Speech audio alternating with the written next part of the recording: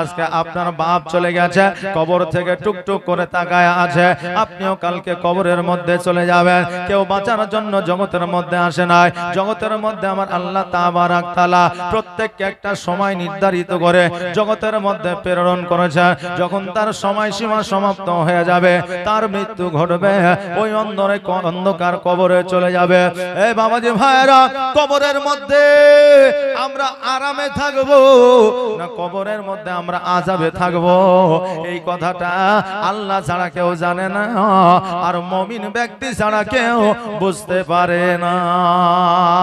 আমার রাসূল পাক সাল্লাল্লাহু তাআলা আলাইহি ওয়াসাল্লাম বলেছে, হে আমার উম্মত উম্মতিরা, কবরের খবর যদি তোমরা পাইতা, কবরের খবর যদি তোমরা জানতে পারতা, কবরে কি হয় না হয় তোমরা যদি বুঝতে পারতা, আজকে জমি জায়গা না করে, আজকে সন্তান না করে, আজকে মেলায় না ঘুরে, আজকে গুনার কাজে লিপ্ত না হইয়া যতদিন জগতের মধ্যে বাঁচতে, ততদিন আল্লাহর কাছে নিজেকে আত্মসমর্পণ করতে। জোরে বলেন সুবহানাল্লাহ। কবর কাকে বলে বাবা? কবর এমন একটা ঘর, যেই ঘরে আপনার জানালা নাই, যেই ঘরে আপনার দরওয়াজা নাই, যেই ঘরে আপনার আলোর ব্যবস্থা নাই, যেই ঘরে আপনার ফ্যানের ব্যবস্থা নাই। মা বোনেরা, আজকে জগতের মধ্যে আমরা ঘরের মধ্যে ফ্যান লাগিয়েছি, অনেকে এসি লাগিয়ে দিয়েছি, গরমের মধ্যে থাকতে পারি না, আমাদের জানটা চলে না। ঘরের মধ্যে ফ্যান লাগাতো দূরের কথা, 5 মিনিটের জন্য বাথরুমে যায়, এই জন্য বাথরুমেও ফ্যান লাগিয়ে দিয়েছে যাতে অসুবিধা না হয়। কথা কি বুঝতে পারলেন? ওরে আমার মা, আজকে বাথরুমে 5 মিনিটের জন্য যাওয়ার জন্য যদি বাথরুমে ফ্যান লাগাতে হয়, আজকে জগতের 60 থেকে 70 বছর 100 বছর বাঁচি, তারপরে আমরা কবরে চলে যাই। যেই কবরে অমর ভর থাকতে হবে, ওই কবরে ফ্যান নাই, পাখা নাই, ওই কবরে আলো নাই, ওই কবরে আপনার জানালা নাই, ওই কবরে আপনার দরওয়াজা না। আজকে ওই কবরে কেমন করে থাকবে, ওই কবরে কেমন করে তুমি থাকবে, একটুকু চিন্তা করো না। আপনি বলবেন হুজুর গো, ওই কবরে কি আলো হবে না, ওই কবরে কি ফ্যান চলবে না, ওই কবরে কি এসি চলবে না, ওই কবরে কি দরওয়াজার ব্যবস্থা হবে না? আমার রাসূল বলেছেন, তুমি যেটা চাইবা সেটাই হবে, কিন্তু জগতের মধ্যে তোমাকে ভালো কাজ করতে হবে। কি ভালো কাজ করতে হবে? নামাজ পড়তে হবে, রোজা রাখতে হবে, মানুষকে সম্মান দিয়ে কথা বলতে হবে, হালাল রুজি খেতে হবে, তোমাকে সৎ চরিত্রের মানুষ হতে হবে। আর যদি সৎ চরিত্রের মানুষ না হতে পারো, কবরে তুমি কোনোদিনও শান্তি পাবে না। আহারে, কবরের আযাব যদি আমাদের জানা থাকতো, আমরা কোনোদিন আত্মহত্যা করতাম না। কবরের যদি আযাব আমাদের জানা থাকতো, জীবনে আমরা গুনাহ করতাম না। কবরের খবর যদি আমাদের জানা থাকতো, জীবনে কোনোদিন আমরা জিনা করতাম না। কবরের খবর যদি আমাদের জানা থাকতো, জীবনে কোনোদিন আল্লাহ রাসূলের আলোচনা থেকে বিরক্ত থাকতাম না। যখন আপনাকে কবরে শুয়াইয়া দেওয়া হবে, ওই কবরে আল্লাহর ফেরেশতা আসবে, 3টা প্রশ্ন করা হবে, তোমার রবকে, তোমার দিন কি, তোমার ধর্ম কি, 3টা প্রশ্ন করা হবে। এই 3টা প্রশ্নের উত্তর যদি আপনি দিতে পারেন, আপনি সব জায়গায় পরিত্রাণ পেয়ে যাবেন। আর এই 3টা প্রশ্নের উত্তর যদি দিতে না পারেন, আপনি কোন জায়গায় পরিত্রাণ পাবেন না। ওই ফেরেশতার প্রশ্নের উত্তর না দিলে আপনার ওই কবরে এমন বড় বড় সাপ আসবে, ওই সাপে আপনাকে দংশন করবে। যেমন দংশন করবে, একটা গরম তেলের খোলাতে যদি একটা মানুষ বা একটা আপনার মাছকে ছেড়ে দেওয়া হয়, চনমন করে ওঠে, আর পুড়ে যেন আপনার তামা হয়ে যায়, কয়লা হয়ে যায়। একটা সাপের ছোবলে এত বিষ থাকবে, এত বিষ থাকবে, আপনার শরীরটা আপনার পুড়ে তামা হয়ে যাবে। আমার আল্লাহ তাবারাক তাআলা আবার পুনরায় আপনাকে জিন্দা করবে, আবার সাপে দংশন করবে, আবার আপনি পুড়ে ছাই হয়ে যাবেন। এইভাবে আপনার আযাব চলতে থাকবে। যারা সুদ খাবে, যারা হারাম খাবে, তাদেরকে রক্ত পুজের আপনার পুকুরে ফেলে দেওয়া হবে। হেলতে হেলতে যখন পেরেশান হয়ে যাবে, সাঁতার কাটতে কাটতে যখন পেরেশান হয়ে যাবে, তখন ডাঙার দিকে আসার চেষ্টা করবে, কিনারার দিকে আসার চেষ্টা করবে। আল্লাহর ফেরেশতারা মস্ত বড় আপনার পাথর নিয়ে থাকবে আর ওই ব্যক্তির মাথার উপরে আঘাত করবে, এমন করে আঘাত করবে রে বাবা তার মাথার মগজগুলো ছিটিয়ে যাবে। আর তার মাথার মগজগুলো যখন ছিটিয়ে যাবে পুনরায় আবার ওই ব্যক্তিকে জিন্দা করা হবে। জোরে বলেন সুবহানাল্লাহ। বিজল সরকার সুবহানাল্লাহ জাযাকাল্লাহ, বিজল সরকার 1000, নাজিরুল এই দেখেন 500 টাকা দান করেছে। বাবাজি ভাইরা আবার পুনরায় তাকে জিন্দা করা হবে, কারণ হইল কিয়ামত পর্যন্ত কবরের আযাব এইভাবে চলতে থাকবে। জোরে বলেন সুবহানাল্লাহ। ওরে আমার মা বোনেরা, ওই আমার ভাই বাপজিরা, আজকে এই কবরকে কি তোমাদের স্মরণ হয় না? মরতে হবে এই কথাটি তোমরা কি ভাবো না? কবরের আযাব সম্পর্কে কি তোমাদের ভয় হয় না? অনেক মানুষ আছে কবরে গেলে দেখা যাবে, কিন্তু কবর বলে শুধু একবার আয়, তারপরে দেখবি কবরের খবর কেমন। জোরে বলেন সুবহানাল্লাহ। কবর মুমিনদের জন্য ভালো, মুমিনদের জন্য ভালো। যারা মুমিন হবে একটা ওই কবরটা হলো কারা আপনার আযাবের কারখানা। অতএব কবরকে ভয় করুন আর আল্লাহ রাসূলের পথে চলুন। আমার দয়ার নবী মায়ার নবী সাল্লাল্লাহু তাআলা আলাইহি ওয়াসাল্লাম বলেছে, বান্দারে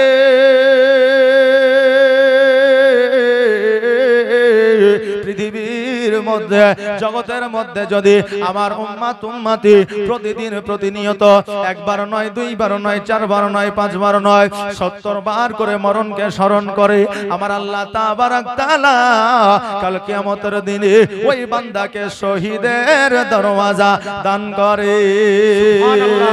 প্রতিনিয়ত প্রতিদিন যদি 70 বার করে মরণকে স্মরণ করে, আল্লাহ তাকে কিয়ামতের দিন শহীদের দরওয়াজা দান করে। ও বেরাদার, এই মরণকে স্মরণ করলে তার দ্বারা জীবনে সাগীরা কাবীরা গুনাহ হবে না। আমার নবীজি বলে শুধু তাই নয়, আমি নবী আমার প্রতি তার মহব্বতটা বেড়ে যাবে, আর আমার প্রতি তার মহব্বত যখন বেড়ে যাবে, আমি নবী আমার জন্য ওই বান্দাকে শাফাআত করা আমার জন্য প্রযোজ্য হয়ে যাবে। কিয়ামতের দিন আমার নবীজি উম্মত উম্মতকে শাফাআত লাভ করাবে। জগতের মধ্যে কিছু মানুষ আছে মুসলমান, তাদেরকেও বলা হয়, তারা বলবে নবীজি শাফাআত লাভ করাতে পারবে না, তারা বলবে নবী নূরের নয়, তারা বলবে নবী আমাদের মতো সাধারণ মানুষ। জোরে আওয়াজ দিয়ে বলেন নাউজুবিল্লাহ। ওই আমার বাবাজি ভাইরা, নবী যদি তোর মতো হইল, নবী যদি আমার মতো হইল, নবীর নাম কবরে, নবীর নাম কোরআনে, নবীর নাম হচ্ছে হাসরে, নবীর নাম হচ্ছে মিজানে, নবীর নাম আসমানে, নবীর নাম জমিনে, নবীর নাম মদিনাতুল মুনাওয়ারায়, নবীর নাম মক্কাতুল মুআররামায়। ও বাবাজি ভাইরা, আমার নবী পাক সাল্লাল্লাহু তাআলা আলাইহি ওয়াসাল্লাম মুখের থুতু দিয়ে দিয়েছেন, জাবিরের বাড়িতে খাবারে বরকত হয়ে গেছে। নবীজি আমার চোখের থুতু দিয়ে দিয়েছেন, কাফেরের চোখের জ্যোতি বেড়ে গেছে। নবী আমার পাথর কাকরকে কথা বলিয়েছে। নবী আমার মা ফাতেমার বাড়িতে জান্নাতের খাবারের ব্যবস্থা করে দিয়েছে।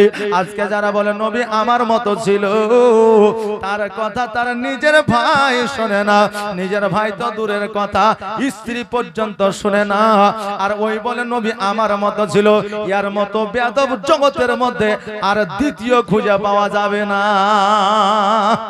যার কথা নিজের বিবি শোনে না, ওই আমার বলে নবী আমার মতো ছিল। আচ্ছা বলেন, এর মতো বেয়াদব জগৎ আর খুঁজে পাওয়া যাবে? যাবে না। নবী আমার আলা, নবীর সাথে কারো তুলনা হবে না। এই জন্য কই বলছে আমার সোনার মদিনা, প্রাণের মদিনা, সব ভুলিব কিন্তু তোমায় ভুলতে পারি না, সব ভুলিব কিন্তু তোমায় ভুলতে পারি না, ভুলিনি ভুলবো না, ভুলতে পারি না, সব ভুলিব কিন্তু তোমায় ভুলতে পারি না।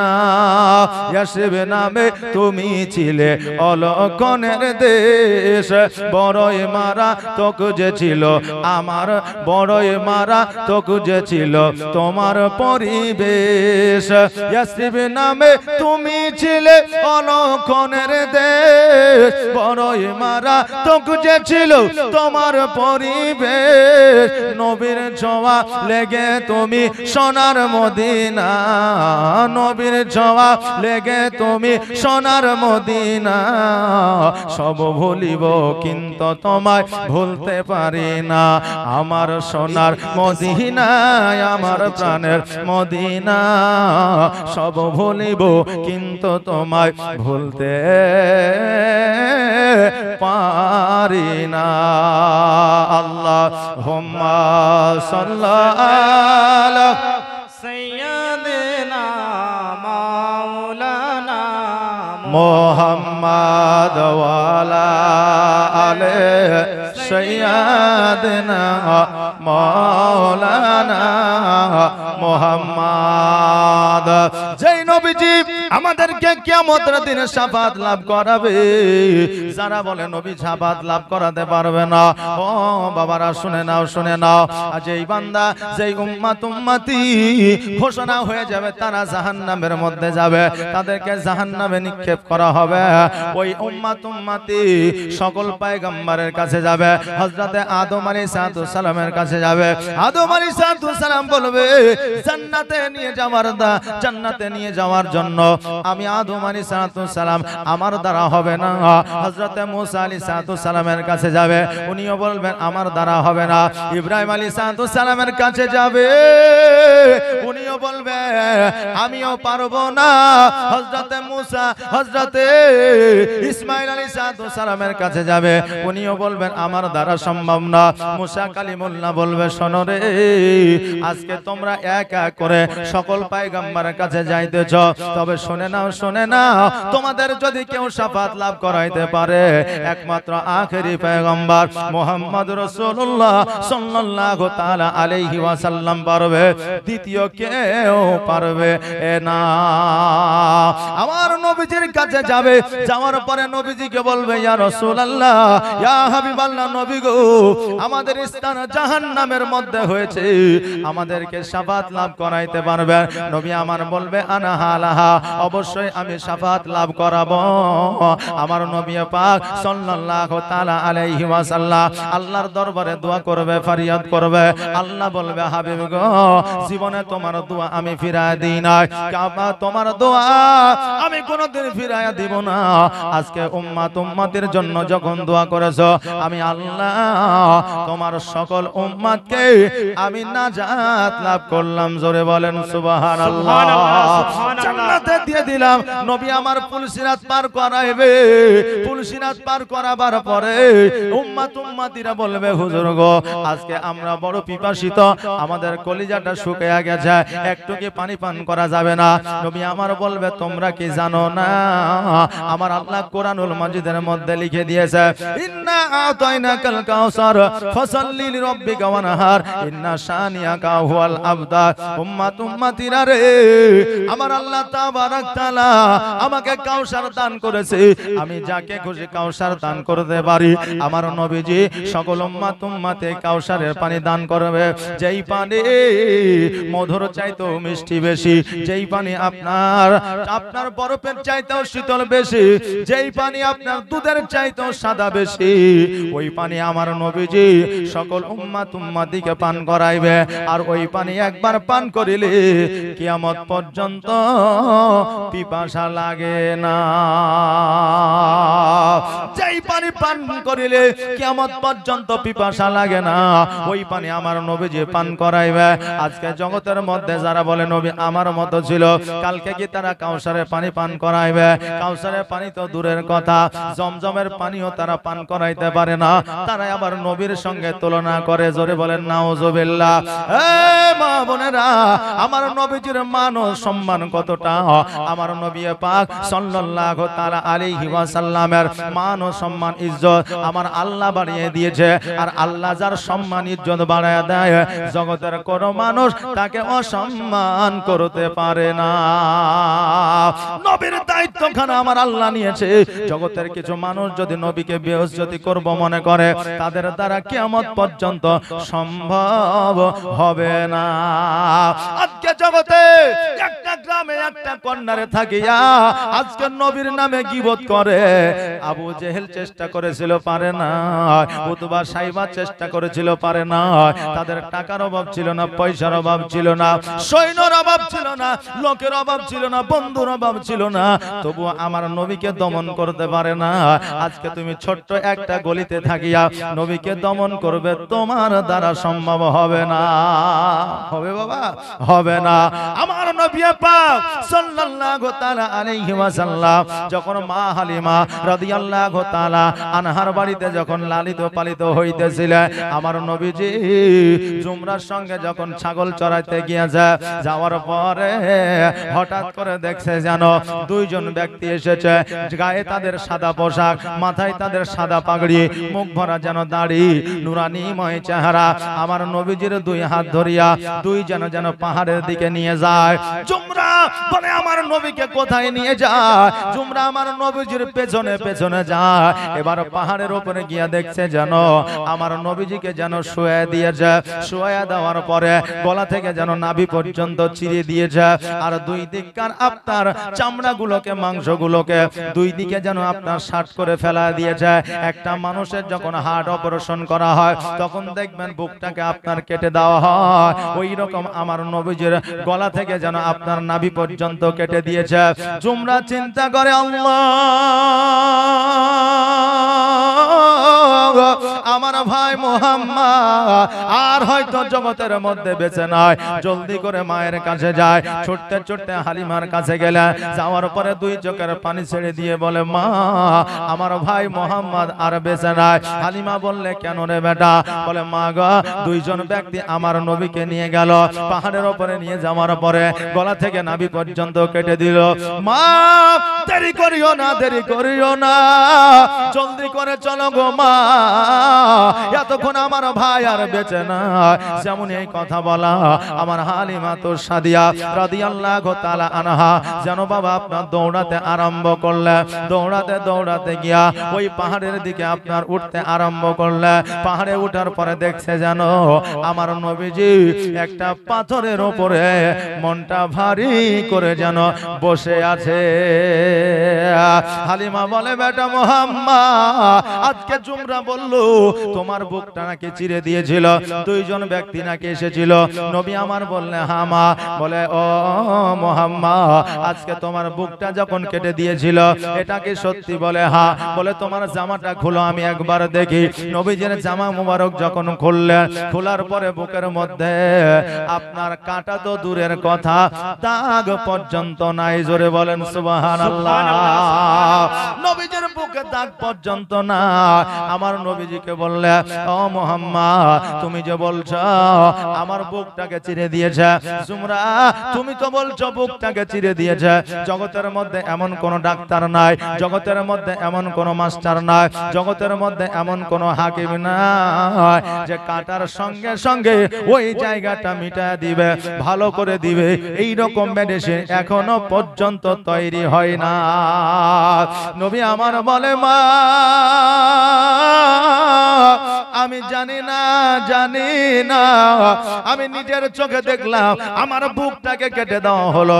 জ্বালা নাই, যন্ত্রণা নাই, ব্যথা নাই, বেদনা না, আমার মনের মধ্য থেকে কি যেন একটা বাহির করলো। তারা পরিষ্কার করে আমার বুকের মধ্যে আবার সেটিং করে দিয়ে চলে গেল। অর্থাৎ রাবিরা বর্ণনা করেছে ওই সময় আমার নবীজি আপনার কালখানাকে আল্লাহর ফেরেশতারা পরিষ্কার করে দিয়ে গিয়েছিল। জোরে বলেন সুবহানাল্লাহ।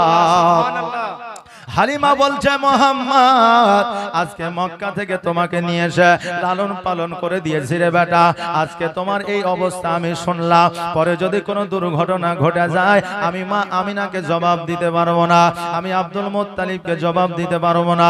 মোহাম্মদ আর দেরি নয়, চলো চলো তোমাকে তোমার মায়ের বাড়িতে রেখে আসি, আগামী কালকে চলে যাব। মা হালিমা যখন এই কথা বললে আমার নবীজি খুশি হয়ে গেলে, আজকে এমন কোন সন্তান আছে গো বাবা মায়ের কথা বললে খুশি কে না হয়? স্ত্রীকে যদি বলেন তোমার মায়ের বাড়ি থেকে বেরিয়ে আসে, ওই স্ত্রী খুশি হয়ে যায়। মায়ের বাড়ির কথা শুনলে জগতের সবাই খুশি হয়ে যায়। আহারে আজকে পেরেশানির মধ্যে পড়িয়া কত আপনার যুবকেরা মা বাপের মহব্বত ছাড়িয়া কলকাতায় পড়ে আছে, চেন্নাইয়ে পড়ে আছে, আজকে কত জায়গা কাজ কর্মরত আছে। এই যে আপনাদের ঈদ চলে গেল, অনেকেই বাপের মুখ দেখে নাই, অনেকেই সন্তানকে দেখে না, সন্তানের চোখে সুরমা লাগিয়ে দিতে পারে না। মায়ের কাছে সন্তান আপনার মায়ের কদম তলে চুম্বন দিতে পারে না। কর্মক্ষেত্রে তারা বিদেশে আছে, যখন কর্ম শেষ করে বাড়ির দিকে আসে, এদের মতো খুশি জগতে আর কেউ হয় না। জোরে বলেন সুবহানাল্লাহ। মায়ের কথা শুনলে সন্তান খুশি হয়ে যায়। নবী আমার বললে মা গো কাল কখন যাবা, কোন সময় যাবা? আমার হালিমা বললে মোহাম্মদ আগামী কালকে সকাল বেলায় শুভে সাদেকের সময় রওনা হয়ে যাব। অনেক দূরে রাস্তা, যেহেতু অতএব মরুভূমি রাস্তা, সূর্যের তাপ যেন বেশি না হয়ে যায়, এই অবস্থায় আমি বার হব। সকাল হয়েছে গো। আমার মা হালিমা আমার নবীজিকে গোসল বানায়া দিলে, গোসল বানায় দেওয়ার পরে চোখে সুরমা লাগায়া দিলে, আমার নবীজিকে পোশাক পরিধান করায়া দিলে, আমার নবীজির হাতের আঙুলখানা ধরে নিয়ে মক্কার দিকে যেন রওনা দিয়ে দিলে। মরুভূমির বালিতে চলতে আরম্ভ করলো। এবার যখন মধ্যপথে আগিয়ে গিয়েছে, সারা রাস্তা ফাঁকা, আপনার সারা রাস্তা খালি, শুধুই মরুভূমি আর মরুভূমি। সূর্যের টেম্পারটা যেন বেড়ে গেছে। হালিমা বলতেছে মোহাম্মদ, ও মোহাম্মদ শোনো, আজকে আমরা বাবলা গাছের নিচে আরাম করে নিব। এখানে কোনো বাড়ি নাই, ঘর নাই, তবে একটা বাড়ি দেখা যায়, ওই বাড়িতে তালা মারা, ওই বাড়িতে দরওয়াজা বন্ধ, অতএব আমরা গাছের নিচে আরাম করে নিব। মোহাম্মদ বললে মা গো তুমি যেটা চাও সেটাই করো, আমার কোনো অসুবিধা নাই। আগে হেঁটে হেঁটে ভ্রমণ করতে হতো, টুকটুকে ছিল না, মোটর বাইক ছিল না, আপনার কার ছিল না। আপনার আজকে থেকে 10 বছর আগে লক্ষ্য করলে এত যানবাহন আমাদের দেশে ছিল না। ছিল জি? ছিল না। অনেকে কুটুম বাড়ি হেঁটে যেত, নাইলে সাইকেলে যেত। ও বাবা যে ভাইরা, তখনকার আমলে হেঁটে হেঁটে যাইতে হতো, নইলে উটের পিঠে যাইতে হতো। তবে উট সবাই ব্যবহার করতে পারতো না, কারণ সবার কাছে তো সেই মূল্য টাকা পয়সা থাকতো না। হালিমা বলতেছে বেটারে পেরেশান হয়ে গেছে, এলে গেছে, আসো এই জায়গায় একটু আরাম করে নি। আমার হালিমা বাবলা গাছে যেন হিলান দিয়া চোখটাকে একটু বন্ধ করেছে, অমনি যেন ঘুম চলে এসেছে।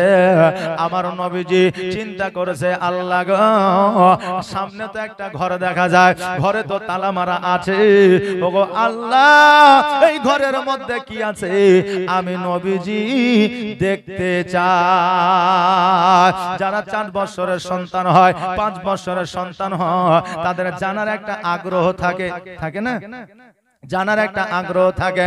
আপনার বাড়িতে দেখলেন যদি বাচ্চা থাকে তবু আপনি বুঝতে পারবেন আমার নবীজির আপনার জানার চাহিদা ছিল আলাদা, আর এখন বর্তমানে বাচ্চাদের চাহিদা হলো আলাদা। আগের বাচ্চাদের খেলাধুলা ছিল আলাদা, এখন বর্তমানে বাচ্চাদের খেলাধুলা হলো আলাদা। এখন আপনার খাওয়ার জন্য বাচ্চা কাঁদে না, এখন বাচ্চা টাকার জন্য কাঁদে না, এখন বাচ্চা শুধু মোবাইলে কার্টুন দেখার জন্য কাঁদে। আর কিছুদিন আগে তো বুঝলেন এমন একটা জিনিস ভাইরাল হয়েছে যে বাচ্চা বাচ্চা ছেলেরা পর্যন্ত টেঙ্গা টেঙ্গা করে বেড়েছে, নাকি রে? টেঙ্গা না টেঙ্গে? টেঙ্গে টেঙ্গে করে বেড়াচ্ছে। আমার বুঝলেন একটা মেয়ে আছে, বেশি বয়স না, 4 বছর হবে হয়তো, ওই বুঝলেন মোবাইলে কার্টুন ফাটুন দেখেছে, ও আবার টেঙ্গে টেঙ্গে করে বেড়াচ্ছে। তো বাচ্চা ছেলে শুনতে ভালো লাগছে। পরে আমার মিসেস বলছে যে এটা বুঝতে পারছেন না আপনি, মোবাইলে শুনেছে যে বলছে। আমি বললাম মোবাইল আবার এরকম জিনিস আছে নাকি? সবাই যখন এই টেঙ্গে টেঙ্গে করে বেড়াচ্ছে, তখন আমি বুঝতে পারলাম যে টেঙ্গে টেঙ্গের একটা মানে আছে। এবার মোবাইলে যখন সার্চ করে দেখছি যে আফ্রিকান একটা ফুটবলের মতো মাথা লিয়া, চোখ দুটাকে বাহির করে দেয়া, আপনার মুখটাকে কেঁচা সাপের মতো করে দিয়া টেঙ্গে টেঙ্গে করে চলে। আচ্ছা ব্যাপার, ওই আবার কোরআনের হাফেজ, সূরা ফাতিহা পড়ছে, সূরা ইখলাস পড়ছে, সূরা নাস পড়ছে। আর আমাদের ছেলেরা শুনতে আমাদের ওই দেখালিয়া ব্যস্ত আছে। বুড়া মানুষ পর্যন্ত আপনার মোবাইলে গান শুনে আর মিউজিক দেখে, আর বুঝলেন টিভি দেখে, কত রকম গল্প গুজব করে, কিন্তু এই ইবাদতের দিকে লক্ষ্য নাই। 60 বছর পার হয়ে গেছে, এখন বুঝলেন 60-70 বছর পার হয়ে গেল, ছেলেদের কাছে বলছে মোবাইল দে। নিজে তো মানে কিনতে পারছে না, ছেলেদের বলছে একটা মোবাইল দিস। মোবাইল বুঝলেন ছেলে দিয়েছে, তো আবার লুঙ্গির তলে জাঙ্ঘার পকেটে ভরে রাখছে, যদি পড়ে যায় হারিয়ে যায়। এক বুড়িয়া বুঝলেন ওই তল পকেটে আপনার মোবাইল ভরে নিয়েছে আর লুঙ্গি পিঁধে আছে বুঝলেন, আর ট্রেনে কিন্তু চলে এসে আর মোবাইলের রিংটোন বুঝলেন এক একজনেতে এক এক রকম ভাবে সেটিং থাকে নাকি? হ্যাঁ, কারো গজাল, কারো নাচ, কারো মিউজিক, কারো গান, হ্যাঁ, কারো আবার কত রকম থাকে। কারো মেসেজ আসলে ওই করছে, আরে এটা আবার কি হলো রে, তুই সেটা মেসেজ এলো হুজুর, মানে কালকে জালসা লিয়েছিলাম মালদা এক ছাত্রকে, তো মোবাইলে ওই করছে, এরকম করছে কেন, তুই যে মেসেজ এলো, বুঝতে পারলেন না? তো এক একজনের এক এক রকম রিংটোন। ও বুঝলেন এই লুঙ্গির তলে হাফ প্যান্টের পকেটে মোবাইল ভরে রেখেছে, আর চট করে ফোন এসেছে, তো ফোনে বাজছে যে ফোনে বাজছে যে বলছে যে আমি কবে জওয়ান হব, যে जब हम जवा होंगे, এরকম একটা গান আছে বুঝলেন। হ্যাঁ, তো বলছে যে আমি কবে জওয়ান হব, ফোন এসছে, আর যেমনই ফোনের রিংটোন শুরু হয়েছে তেমনি বুঝলেন আপনার গান চালু হয়ে গেছে, বুঝতে পারলেন না? গান চালু হয়ে গেছে যে जब हम जवा होंगे। তো লোকে বলছে তুই আর জওয়ান কবে হবি, তুই জওয়ান থেকে তো বুড়া হলি নাকি বলে? হ্যাঁ, তা আমাদের বুড়া মানুষ এখন মোবাইল দেখছে, তো মোবাইলে এমন সেটিং আছে যে ওরকম দেখে মনে হবে না যে ও বুড়া মানুষ, কথা বুঝলেন? অতএব সঠিক পথে আসুন, সত্য পথে আসুন, নিজের জীবনকে পরিবর্তন করুন। পরিবর্তন করাটাই হলো আমাদের জীবনটা পরিবর্তন করতে পারলে আমরা সাকসেস। মাস্টার ডাক্তার হলেই আমরা সাকসেস নই। আল্লাহ যেন সে তৌফিক দান করে, সকলে বলেন আমিন। মহিদুল ইসলাম এই দেখেন 500 টাকা দান করেছে, আল্লাহ যেন দানকে কবুল করে, সকলে বলেন আমিন সুম্মা আমিন। বাবাজি ভাইরা, তখনকার বাচ্চাদের খেলাধুলা ছিল আলাদা, এখনকার বাচ্চাদের খেলাধুলা হলো আলাদা। তখনকার বাচ্চাদের চাহিদা ছিল আলাদা, এখনকার বাচ্চাদের চাহিদা হলো আলাদা। আমার দয়ার নবী, মায়ার নবী সাল্লাল্লাহু তাআলা আলাইহি ওয়াসাল্লাম গুটি গুটি পায়ে ওই দরওয়াজার সম্মুখে গেল। যাওয়ার পরে দরওয়াজাটা যেমনই ছেড়েছে অমনি যেন বাবা ওই ঘরের মধ্যে মূর্তি পূজা ছিল, সমস্ত মূর্তি পূজা আমার নবীজির কদম তলে পড়েছে। জোরে বলেন সুবহানাল্লাহ।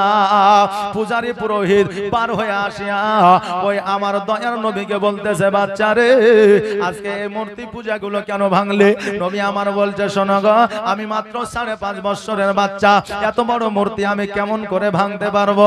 আমার দ্বারা সম্ভব নয়। এই মূর্তি পূজাগুলো নিজেই ভেঙে পড়েছে, কারণ মাটি জানে, আসমান জানে, জমিন জানে, গাছপালা জানে, নদীনালা জানে, সবাই জানে ইনি হলেন আখিরি পয়গম্বর মুহাম্মদুর রাসূলুল্লাহ সাল্লাল্লাহু তাআলা আলাইহি ওয়াসাল্লাম। ওই মূর্তি পূজাও জানে এটাই হলো আমাদের নবী। এই জন্য ওই মূর্তি পূজাগুলো ভেঙে গিয়ে আমার নবীর পদতলে পড়েছে।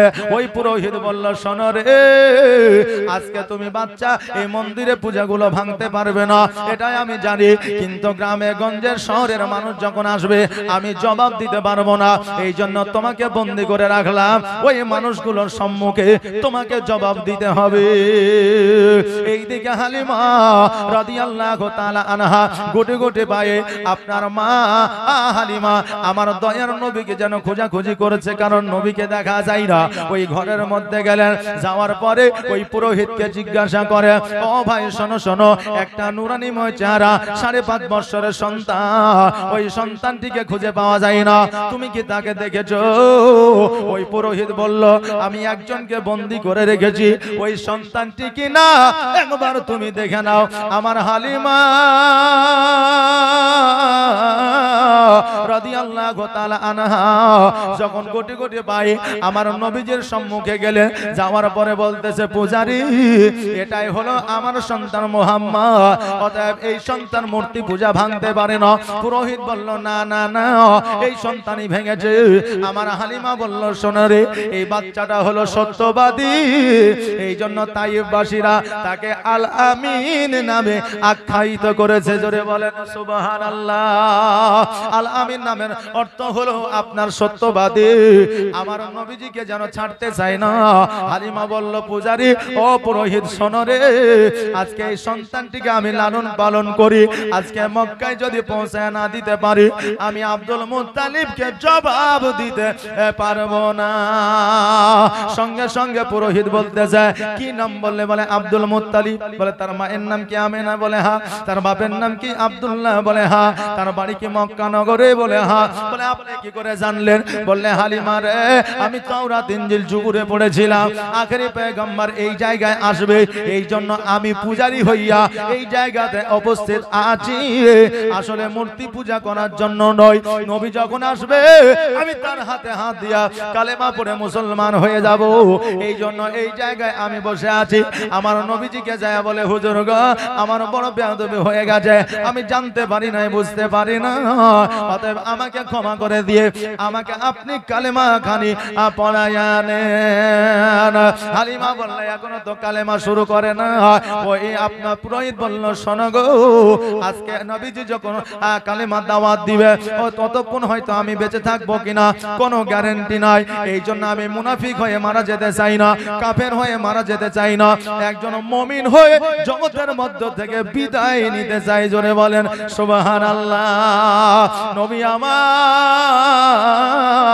ওই পুরোহিতের হাত কানায় হাত দিয়া কালেমা তাইয়্যিব পড়ান, লা ইলাহা ইল্লাল্লাহু মুহাম্মাদুর রাসূলুল্লাহ সাল্লাল্লাহু তাআলা আলাইহি ওয়াসাল্লাম কালেমা খানি পড়ে আপনার মুসলমান বায়না নিলে, এবার আপনার এই জায়গা প্রশ্ন অনেকেই করবে, অনেকেই করতে পারে, নবী আমার 40 বছর বয়সে নবুয়ত প্রাপ্ত হয়েছে, তখন ইসলামের প্রচার প্রসার করেছে, তার আগে কি ইসলাম প্রচার প্রসার করেছে? নবীজি আমার বাচ্চা থেকে ইসলামের দাওয়াত দেওয়া শুরু করে দিয়েছে। জোরে বলেন সুবহানাল্লাহ। কারণ মক্কাবাসীরা নয়, মদিনাবাসী আরববাসীরা জানতো তাওরাত ইনজিল জুবুরে পড়েছিল, আব্দুল্লাহর ঘরে একটা সন্তান আসবে, মা আমিনার ঘরে একটা সন্তান আসবে, যে ইসলামের প্রচার প্রসার করবে। এই জন্য আমার নবীজির চারিদিকে দুশমনে দুশমন ছিল। জোরে বলেন সুবহানাল্লাহ। নবী 40 বছর বয়সে নবুয়ত প্রাপ্ত হয়েছে ঠিকই, কিন্তু নবী আমার আখেরেও নবী ছিলেন, আপনার শেষেও নবী ছিলেন। জোরে বলেন সুবহানাল্লাহ। ওই নবীজি আপনার কালেমা পড়ায় মুসলমান বানায় নিলেন। মা হালিমা রাদিয়াল্লাহু তাআলা আনহাকে সঙ্গে করে নিয়ে জানো আপনার মক্কার মধ্যে পৌঁছে গেলেন। মা আমিনা রাদিয়াল্লাহু তাআলা আনহার কাছে উঠে দিলেন, আমিনা, তোমার সন্তানকে আমি নিয়ে আসলাম, তোমাকে উপহার দিয়ে দিলাম, তোমার হাওলাতে লাগিয়ে দিলাম। অতএব আমিনা, যদি কোনো প্রয়োজন হয়, যদি কোনোদিন মুহাম্মদকে আমার বাড়িতে পাঠাও, আমাকে একবার খবর দিয়ে দিবে, আমি নিজে আমার মোহাম্মদকে সঙ্গে করে নিয়ে যাব, আমি পুনরায় লালন পালন করে দিব। কারণ হইল ভালো জিনিসের গুণ যারা পাবে তারা খারাপ কখনো নিবে না, নিবে না। কারণ আমার নবীজিকে যখনই পাঠাইতেন হালিমার বাড়িতে, তখনই হালিমা অ্যাকসেপ্ট করতেন। কারণ হালিমার বাড়িতে যখন আমার নবী গিয়েছিলেন, হালিমার বাড়িতে আল্লাহ রহমত বর্ষিত করেছিলেন, খেজুর গাছে খেজুর ধরেছিল, ছাগল বকরিতে দুগ্ধ দিতে আরম্ভ করেছিল, হালিমার অসুস্থতা দূর হয়ে গিয়েছিল, হালিমার বাড়িতে বরকত হয়েছিল। এত কিছু সাবসিডি যদি পায়, তবে বলে কে এমন আছে জগতের মধ্যে যে আমার নবীকে নিবে না? হালিমা বলল, আমি না, যদি কোনোদিন প্রয়োজন হয়, যদি কোনোদিন দরকার হয়, আমাকে বলবে, আমি নবীকে নিয়ে গিয়ে লালন পালন করে দিব, কোন রকমের অসুবিধা হবে না। আমার আমিনা রাদিয়াল্লাহু তাআলা আনহা বললে, হালিমা বোন রে, আজকে 6 বছর পরে 5 বছর পরে আমার কলিজার টুকরাকে আমি আবার পুনরায় আমার বুকে পেয়েছি। অতএব এখন আর আমার নবীকে কোথাও পাঠাবো না। যাও যাও হালিমা, বাড়ি গেলে জলদি করে চলে যাও, কারণ হইল অনেকটা পথ, আর যদি না যাও তুমি আমার বাড়িতে থেকে যাও। হালিমা বলল, বোন রে, আমার এই জায়গায় থাকা যাবে না, এই জন্য থাকা যাবে না, আমার বাড়িতে আমার একটা সন্তান আছে। হালিমাই বলে, মা আমিনার কাছ থেকে বিদায় নিয়ে আমার হালিমা যেন তাইফের দিকে রওনা হইলে, আমার নবীজি যেন বাবা এবার বাড়ি থেকে বাইরে বের হয়েছে, ছেলেরা বাচ্চারা খেলাধুলা করতেছে, নবী আমার যেন দেখতেছে। আর সন্ধ্যা বেলা ওই বাচ্চাদের বাবা এবং মা আসিয়া ওই বাচ্চাদের যেন ডেকে ডেকে বাড়ি নিয়ে যায়। নবী আমার একটা জিনিস লক্ষ্য করলে, ও আল্লাহ, আজকে যে বাচ্চারা খেলাধুলা করতেছিল তাদের বাপ এসে সেই বাচ্চাগুলোকে নিয়ে গেল, কিন্তু আল্লাহ গো, আজকে আমার 5.5 বছর বয়স হলো, 6 বছর বয়স হলো, ও আল্লাহ, আমার আব্বাকে তো আমি কোনোদিন দেখি নাই, আমার আব্বা কোনোদিন আমাকে কোলে নেয় নাই, আমার আব্বা আমাকে কোনোদিন গোসল বানায়া দেয় নাই, আমার আব্বা কোনোদিন আমাকে নিতে আসে না। আল্লাহ গো, আমি আমার মাকে জিজ্ঞাসা করব, আমার আব্বা কেন আসে না, আমার আব্বা কেন কোলে নেয় না, আমার আব্বা কেন আমার কপালে চুম্বন করে না, আমার আব্বা কেন আমাকে গোসল বানায়া দেয় না, আমি মাকে গিয়ে জিজ্ঞাসা করব। নবী আমার গুটি গুটি পায়ে বাড়িতে আসলে, আসার পরে মাকে জিজ্ঞাসা করে বলে, মা, সকলের আব্বাকে দেখা যায়, সকলের সন্তানকে কোলে উঠে নিয়ে যায়, কিন্তু আমার আব্বা কেন আসে না? যেমন এই কথা বলারে বাবা আমার মা আমিনা রাদিয়াল্লাহু তাআলা আনহা অমনি যেন অঝর নয়নে কান্না করতে আরম্ভ করেছে। কেন কান্না করছে? কারণ জগতের মধ্যে যেই মায়ের স্বামী না, একমাত্র সেই মাই জানে স্বামীর কতটা ব্যথা, স্বামীর কতটা বেদনা, স্বামীর কত জ্বালা, স্বামীর কত আপনার যন্ত্রণা। ওই স্বামীর মর্ম ওই মা আপনার মহিলাই বোঝে। যাদের স্বামী আছে তারা স্বামীর কদর বোঝে না। যাদের স্বামী আছে তারা স্বামীর কদর বোঝে না। আপনি বলবেন, হুজুর গো, তারা স্বামীর কদর কেমন করে বোঝে না? স্বামীর কদর যদি বুঝতো, স্বামীকে গালাগালি দিত না। স্বামীর কদর বুঝলে স্বামীর কথা অমান্য করতো না। স্বামীর কথা, স্বামীর গুরুত্ব যদি বুঝতো, স্বামীর সংসার ছেড়ে বাপের বাড়ি যাইতো না। আরে মা, জগতের মধ্যে একমাত্র বিনা স্বার্থে যদি তোমাকে ভালোবাসে, তোমার স্বামী বাসে, যদি তোমার অসুবিধা হয়, স্বামীকে তালাক দিয়া, ডিভোর্স দিয়া 2 বছর বাপের বাড়িতে থেকে দেখা, বোন দেখতে পারবে না, ভাই দেখতে পারবে না, মা দেখতে পারবে না, বাপ দেখতে পারবে না। সর্বসময় বলবে, এমন একটা কন্যা জন্ম দিয়েছে যার স্বামীর বাড়িতে ভাত জোটে না। এই জন্য অনেক বিবি আছে যে স্বামীর জ্বালা যন্ত্রণা সহ্য করেও বাপের বাড়ি যায় না। যে স্বামীর 2 চড় খাওয়া ভালো, মার খাওয়া ভালো, কিন্তু বাপ মায়ের ভাইয়ের কথা শোনা ভালো নয়। বাবাজি ভাইরা, এই জন্য আমার মায়েদের বলবো, মা গো, স্বামী যতক্ষণ পর্যন্ত আছে স্বামীর খিদমত করো, স্বামীকে ভালোবাসো, স্বামীর সঙ্গে হেসে খুশি হয়ে কথা বলো।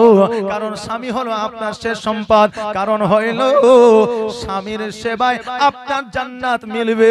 স্বামীর সেবা যদি না হয় জান্নাত মিলবে না। 3টা কারণে নারীরা বেশি জাহান্নামী হবে। আমার রাসূল পাক সাল্লাল্লাহু তাআলা আলাইহি ওয়াসাল্লাম বলেছেন, 3টা কারণে নারীরা বেশি বেশি জাহান্নামে যাবে।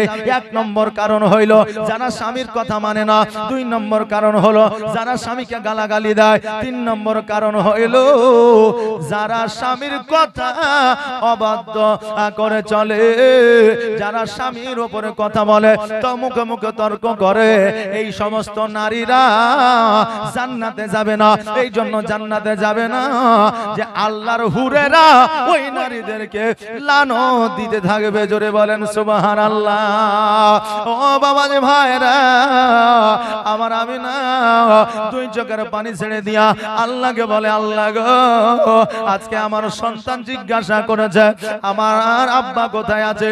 আল্লাহ গো, আমার সন্তানকে যখন বলবো তোমার আব্বা জগতের মধ্যে নাই, আমার সন্তান দুঃখ পাবে, ব্যথা পাবে, আমার সন্তানের ব্যথা বেদনা আমি না সহ্য করতে পারবো না।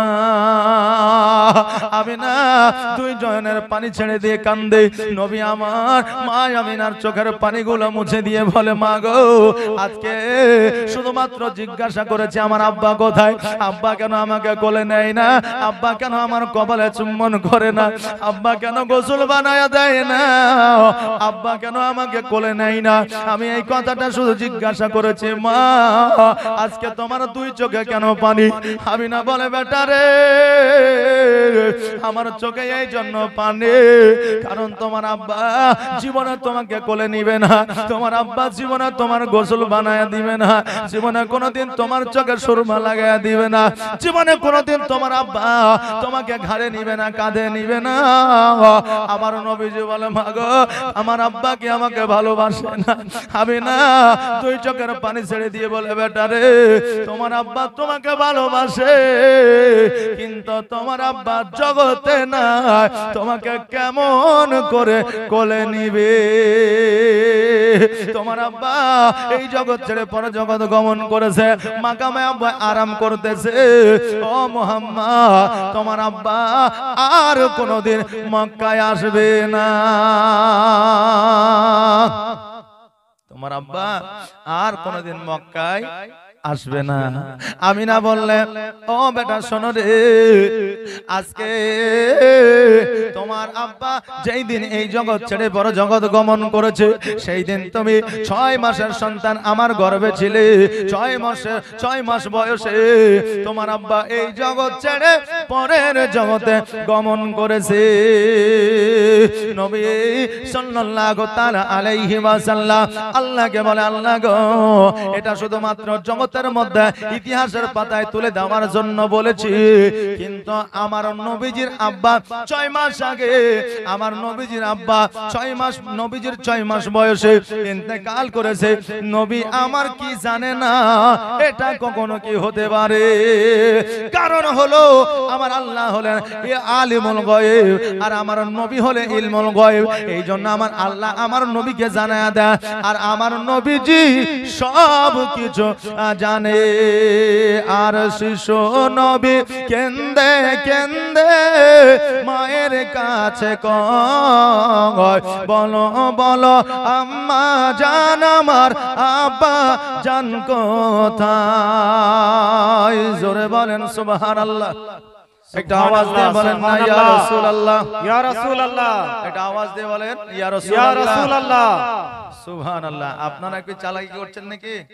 যে বাংলাদেশ যদি এতক্ষণ হয়তো আর যদি বলা হয়তো যদি বলেন সুবহানাল্লাহ, পুরো মাজমা কেঁপে যেত, বলতো সুবহানাল্লাহ। আর আমাদের ইন্ডিয়ার ওয়েস্ট বেঙ্গল ভারতবর্ষের মুসলমানদেরকে যদি বলে সুবহানাল্লাহ, তো ঘুরিয়ে বলে হ্যাঁ, মানে বুঝতে পারেন না, কথা বুঝলেন না? আচ্ছা, আমরা এখানে এতজন মানুষ আছি, যাতে আপনার এই আওয়াজটা আরশে আজিম পর্যন্ত পৌঁছে যায়, একবার চিল্লিয়া বলেন তো সুবহানাল্লাহ, সুবহানাল্লাহ, নারে তাকবীর, নারে সালাত, মাসলাকে আলা হযরত, জোরে বলে জিন্দাবাদ।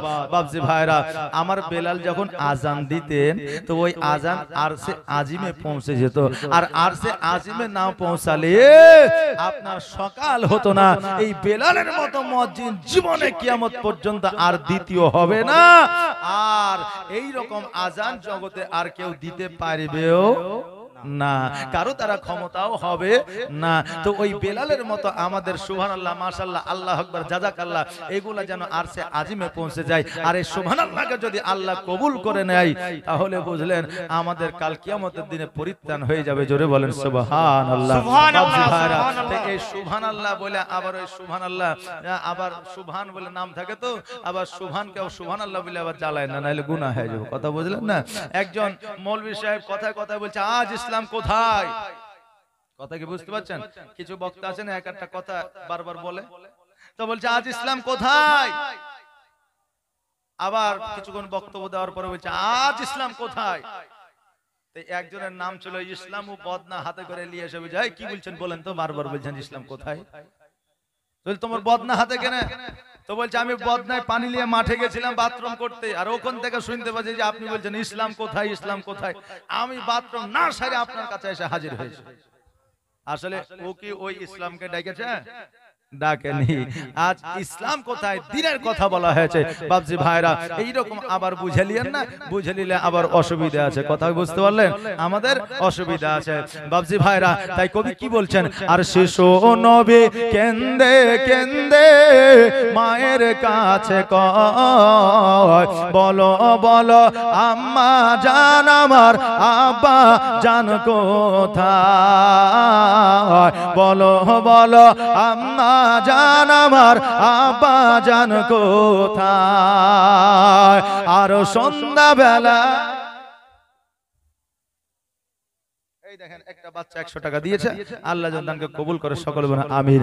আর সন্ধ্যা বেলায় খেলার শেষে সব ছেলেদের পিতা এসে আমার খেলার সাথী ভাইদের সঙ্গে নিয়ে যায়, বলো বলো আম্মা জান আমার আব্বা জান কোথায়। আর ধাত্রী বাড়িতে যখন ছিলাম পিতাকে না দেখতে পেলাম, আর বাড়িতে আসিয়া আমি দেখি না তাহার, বলো বলো আম্মা জান আমার আব্বা জান কোথায়। আমার নবীজি অঝর নয়নে কাঁদিয়া কাঁদিয়া বলে, মা গো আমার আব্বা যখন মাকামে আব্বা শুয়ে আছে, ও গো মা আমি নবীজি আমি আব্বা জানের কবরটা জিয়ারত করতে চাই, আমি আব্বা জানের কবরটা দর্শন করতে চাই। আমি না বললাম মুহাম্মদ আজকে নয় রে বাবা, যেই দিন থেকে বিবাহ হয়েছে সেই দিন থেকে টাকা দিয়ে দিয়েছে। ওয়াজ কখন করব জি? মায়েরা তো পরে টাকাই দিবে না, বলে মৌলভী ওয়াজই করেনি। সুবহানাল্লাহ। দেখেন আরেকজন 200 টাকা দিয়েছে। ওয়াজের মধ্যে দান চলে আসলে ওয়াজের যে এনার্জি সেটা হারিয়ে যায়। কথা বুঝতে পারলেন না? হ্যাঁ, তো টাকার দরকার আছে, দান দিতে হবে। হ্যাঁ, যারা এখন দিবেন ওখানে দিয়ে যাবেন, আর আমি টাকা যখন চাহাবো তখন দিয়েন জি। আর যারা অগ্রিম দিব মনে করবেন যে চলে যাব, তো ওখানে দিয়ে দিবেন। হ্যাঁ, সুবহানাল্লাহ। এই দেখেন টিভিএস এর একটা চাবি হারিয়ে গেছে, এখানে নাম রাখা আছে রকিবুর রহমান, চাবিটা এসে নিয়ে যাবেন।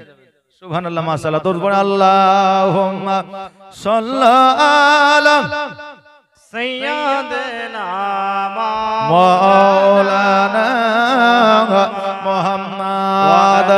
আমিনা বলে বেটারে আজকে শুধু নয়, যেই দিন থেকে আমার বিবাহ হয়ে যায় সেই দিন থেকে আমি জীবনে কোনোদিন তোমার আব্বা জানের বাড়ি থেকে বাইরে হয় না, জীবনে কোনোদিন মক্কায় যায় না, জীবনে কোনোদিন মদিনায় যায় না।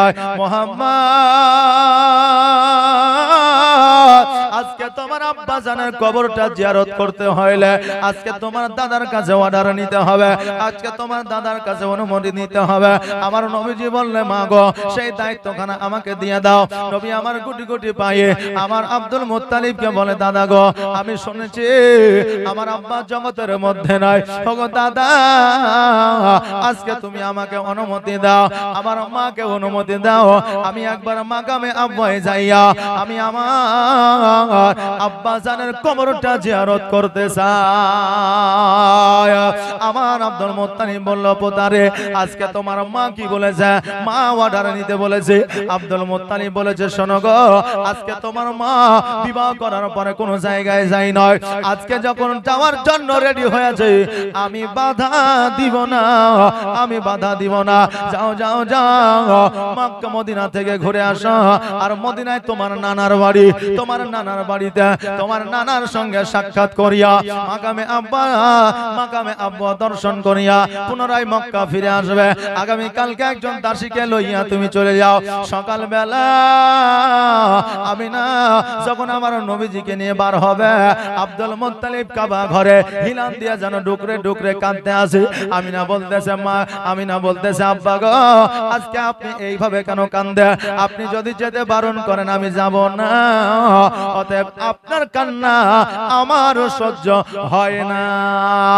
আব্দুল মুত্তালিব বলে মা রে আজকে তুমি চলে যাচ্ছ বলে কাঁদি না, আমার নবীর মহব্বতে কাঁদি।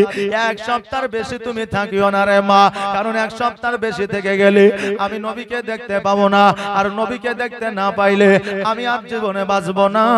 অতএব এক সপ্তাহ বেশি করিও না, যাও যাও যাও। তোমার আব্বাকে বিয়ের পরে তুমি দেখো নাই, তোমার মাকে তুমি তোমার বিয়ে করার পরে দেখো নাই, তোমার আব্বা তোমার মায়ের সঙ্গে সাক্ষাৎ করিয়া মদিনাতুল মুনাওয়ারা দিয়া মাকামে আব্বা দর্শন করিয়া তারপরে মক্কায় ফিরবে। আমিনা বললে ঠিক আছে গো। এবার দাসীকে লইয়া উটের পৃষ্ঠে চেপে গেলে লাগাম কানা ধরে টান দিলে উট যেন চলতে আরম্ভ করে। আমিনা চিন্তা করে আল্লাহ গো কতদিন মদিনা দেখি নাই, আজকে মদিনা দেখব, আমার কলিজাটা জুড়াবো। মদিনায় এমন একটা জায়গা রে বাবা, যেই মদিনা দেখলে অন্তরের কালি পরিষ্কার হয়, যেই মদিনা দেখলে জীবনের গুনাহ কাদা মাফ হয়ে যায়, যেই মদিনা দেখলে ঈমান তাজা হয়ে যায়। ওই মদিনা একবার গিয়ে জান ভরে না, যতবার যাইবো আরো তত বেশি যাইতে মন চাই। জোরে বলেন সুবহানাল্লাহ। হাজিরা একবার নয়, যতবার গিয়েছে তারপরেও হাজিরা বলে আমাকে যদি আল্লাহ সুযোগ দেয় আরো একবার মদিনায় যাব। বলে কি বলে না? এখান থেকে বোঝা যায় মদিনা দেখলে কলিজাটা শীতল হয়ে যায়। আমরাও যেন মদিনায় যেতে পারি, আল্লাহ যেন তৌফিক ইনায়েত করে। সকলে বলেন আমিন। আর আমারে মদিনায় নিবানি দয়ার নবীজি, আমারে মদিনায় নিবানি। জোরে বলেন আমিন। আর এটা আওয়াজ দিয়ে বলেন আমিন। আর এটা আওয়াজ দিয়ে বলেন না আমিন। আর আমারে মদিনায় নিবানি দয়ার নবীজি, আমারে মদিনায় নিবানি। নবী গো আমারে মদিনায় নিবানি। নবীজি আমারে পাগল বানায়া আছো মদিনায় লুকায়া, আমারে পাগল বানায়া আছো মদিনায় লুকায়া। অন্তরেতে মদিনার পুরানি নবী, অন্তরেতে মদিনার পুরানি দয়ার নবীজি, আমারে মদিনায় নিবানি। তুমি আমারে মদিনায় নিবানি দয়ার নবীজি, আমারে মদিনায় নিবানি। নবী আমারে মদিনায় নিবানি। আমার মা আমিনা নবীজিকে সঙ্গে করে লইয়া মদিনাতুল মুনাওয়ারার দিকে অগ্রসর হয়ে গেলেন। এবার যখন মদিনায় প্রবেশ করলেন, মদিনায় প্রবেশ করার পরে এবার যখন আব্দুল ওয়াহাব জোহরীর বাড়ির খোঁজ করে, বাড়ি নাই, ঘর নাই, ওই জায়গায় যেন কোনো বসবাস নাই। আমিনা রাদিয়াল্লাহু তাআলা আনহা অনেকক্ষণ ধরে ওই জায়গায় দাঁড়িয়ে আছে। পাড়া প্রতিবেশী গ্রামবাসী সবাই যেন ওই পথ দিয়ে যায়। এবার যখন দেখলো অনেকক্ষণ ধরে দাঁড়ায় আছে, এবার কিছু মানুষ জিজ্ঞাসা করলো, ওই আল্লাহর বান্দে তুমি অনেকক্ষণ ধরে এই জায়গায় দাঁড়ায় আছো, কার জন্য দাঁড়ায় আছো? কাকে খুঁজতেছো? কার খোঁজ তুমি করতেছো? আমিনা বললে শোনো গো, এই জায়গা আব্দুল ওয়াহাব জোহরীর বাড়ি ছিল, এই জায়গাতে একটা ঘর ছিল, কিন্তু ঘর নাই, বাড়ি নাই। আব্দুল ওয়াহাব জোহরী কোথায় বাড়ি করেছে, কোথায় ঘর করেছে?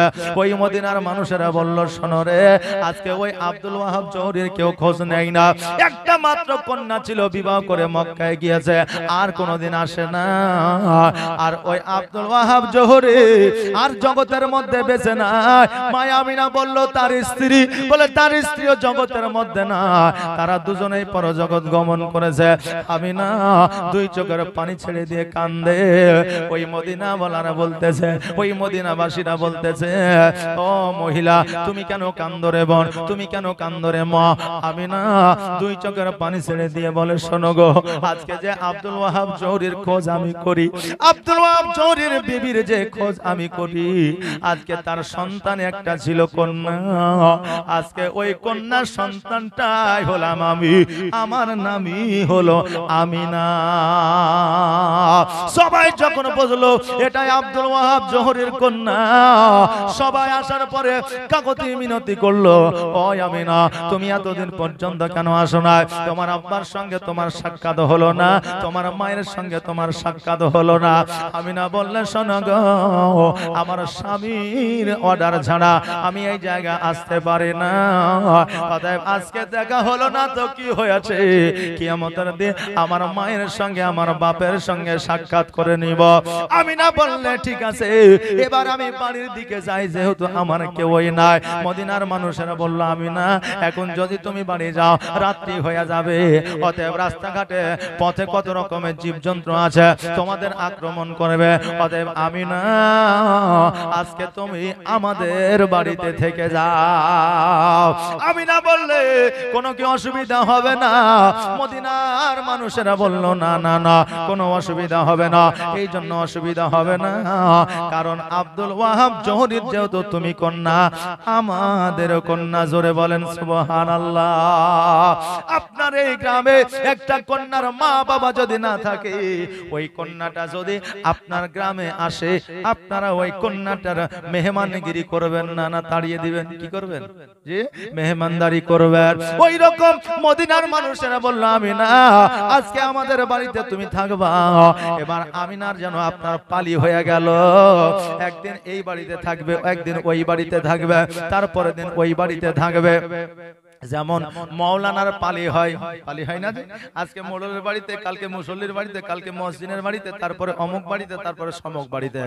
এই পালিতে কিয়া অনেক মুরব্বী মানুষ হাসে যে মৌলবীর একদিন করে একটা বাড়িতে পালি থাকে, খাবার ভালো ভালো আসবে, খাবার আসবে না। ও ভাই তুমি চিন্তা করিও না, বর্তমানে যে যুগ তাতে তোমার পালিও আসছে নাকি, তোমার পালিও আসছে।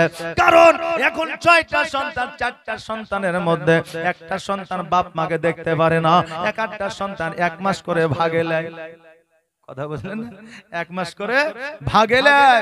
আর ওই আপনার বাপ মা 1 মাসের বেশি যদি একটা সংসারে থাকে, তো ওই বাড়ির বউ আর ওই বাড়ির আপনার সন্তান চিন্তা করে যে এই বুড়ি যাবে কখন। মাস পুজিলেই বলে যান আপনার আর একটা ছেলের বাড়ি যান, যে শুরু হয়ে গেছে। এই পালিও আপনারও হবে, যে যুগ যে জামানা চলছে। তবে মৌলবীকে নিয়ে ঠাট্টা বিদ্রুপ করিয়েন না। আমিনার এই রকম পালি শুরু হইল, পরস্পর একটা বাড়ি, 2টা বাড়ি, 3টা বাড়ি, 5টা বাড়ি যখন আপনার হইল, 5 দিন কেটে গেল। দাসী বলতেছে, আমিনা ও আমিনা শোনো রে, আমার আব্দুল মুত্তালিব 7 দিনের বেশি যেন না হয় বলেছে।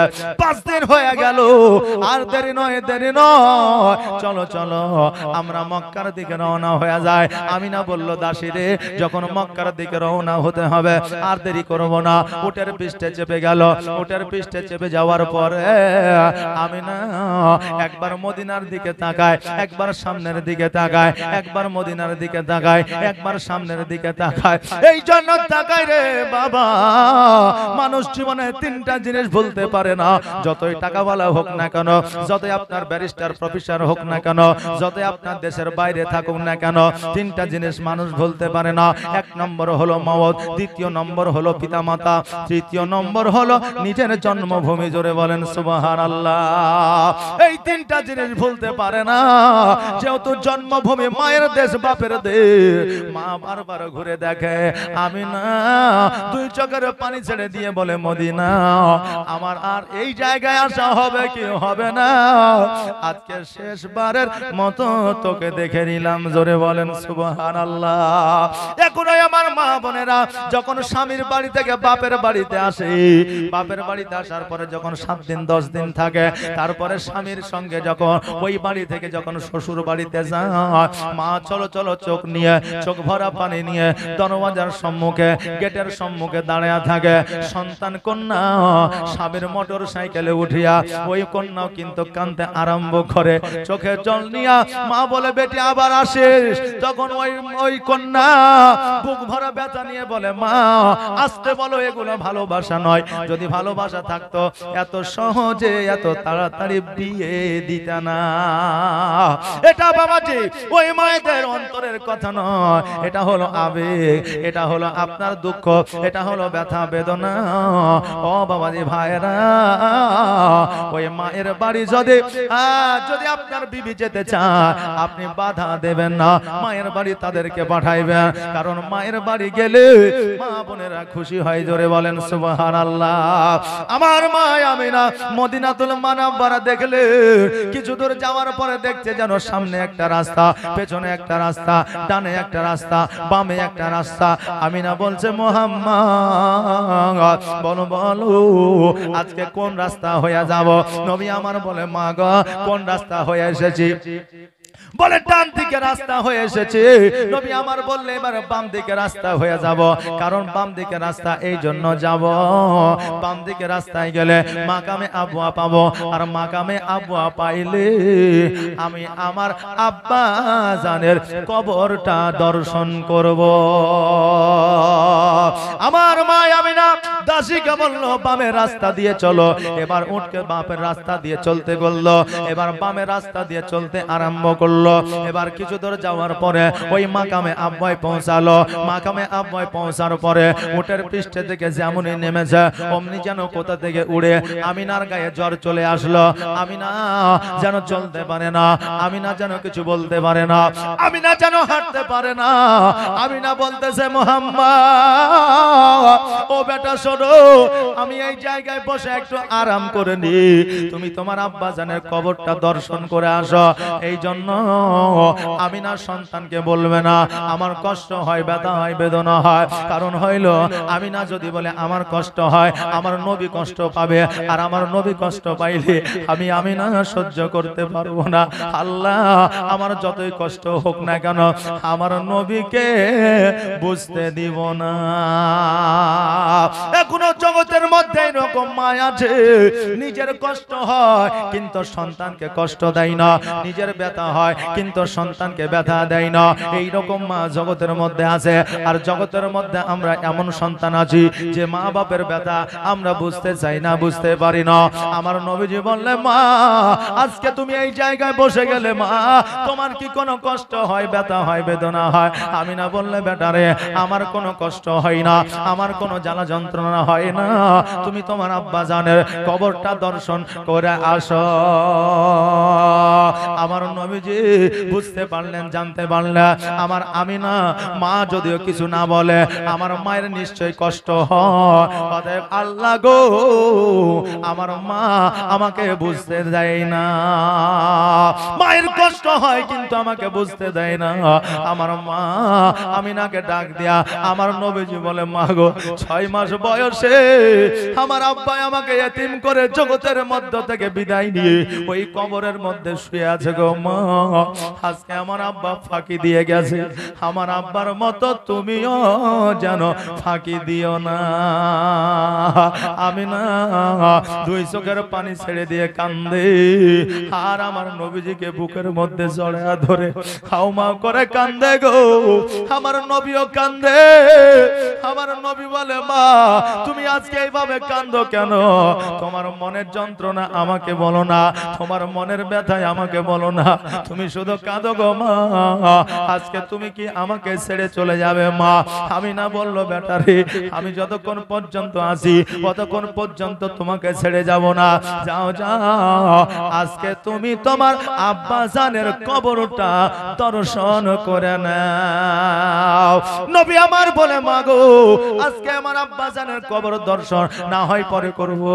ও মা তোমার শরীরটা হয়তো খারাপ, চরম মক্কার দিকে যায়। আমি না বললো বেটা রে আজকে তোমার আব্বা জানের কবরটা জিয়ারত করতে এসেছো, অতএব তোমার আব্বার কবরটা জিয়ারত করো। আমি এই জায়গায় একটু আরাম করে নি। কখন কার মত হবে কেউ বলতে পারবে না। জোয়ান আছে বুড়া যায়, বুড়া আছে জোয়ান যায়, এটাই হলো আমার আল্লাহর খেলা। তাই বলছে প্রেমের খেলা খেলছো দয়াল রে দয়াল, তোর খেলা চমৎকার, আর না পাকে মানুষ বানায়া আমি লাই সবা যার রে। প্রেমের খেলা খেলছো দয়াল রে, তুমি কাউকে দিলা 10টা সন্তান জায়গা জমিনার, আবার কাউকে দিলা কোটি টাকা, একটাও সন্তান নাই। আহা মরার পরে কাঁধে করে কবরে নামাবে কে তার রে। প্রেমের খেলা খেলছো দয়াল রে দয়াল, তোর খেলা চমৎকার, আর না পাকে মানুষ বানায়া আমি লাই সবা যার রে।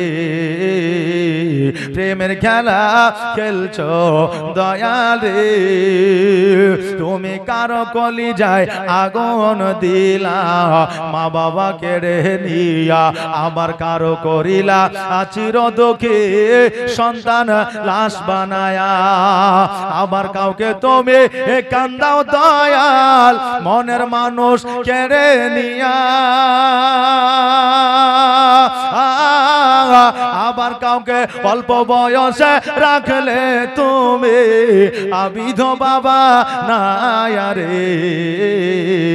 প্রেমের খেলা খেলছো দয়াল রে দয়াল, তোর খেলা চমৎকার,